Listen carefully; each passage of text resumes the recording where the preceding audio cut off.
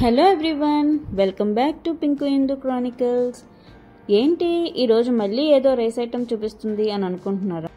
Digestion problems ఉన్న వాళ్ళకి, అలాగే గ్యాస్ ప్రాబ్లమ్స్తో బాధపడే వారికి ఈ రైస్ చాలా అంటే చాలా బాగా యూజ్ అవుతుందండి. ఇమ్మీడియట్గా రిజల్ట్స్ అనేవి చాలా ఫాస్ట్గా ఉంటుంది. ఈ రైస్ ఏమీ కాదు, వామ్ అన్నం.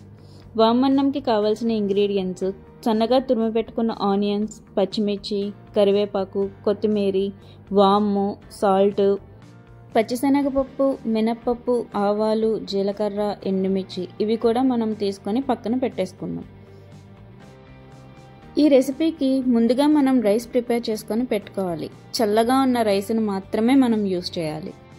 ఇప్పుడు స్టవ్ మీద కడాయి పెట్టుకొని 2 to 3 స్పూన్స్ ఆఫ్ ఆయిల్ అనేది వేసుకోవాలి.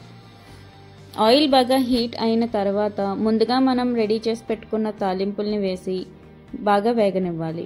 ఆ తాలింపులతో పాటే మనం తీసుకున్న వామును కూడా బాగా వేయించాలి. వాము, జీలకర్ర బాగా వేయించిన తర్వాత స్మెల్ అనేది చాలా బాగుంటుంది.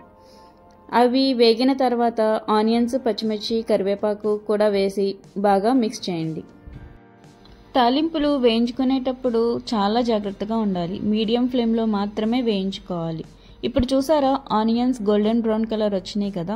దీని తర్వాత 1 టేబుల్ స్పూన్ పసుపు, అలాగే మీకు రుచికి సరిపడే అంత సాల్ట్ వేసుకొని మనం ఆల్రెడీ రెడీగా పెట్టుకున్న రైస్ని వేసి బాగా మిక్స్ చేయండి.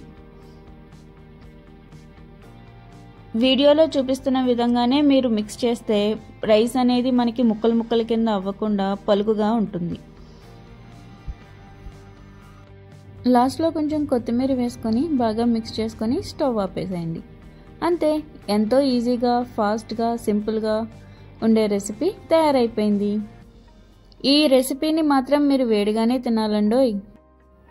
Thank you so much for watching.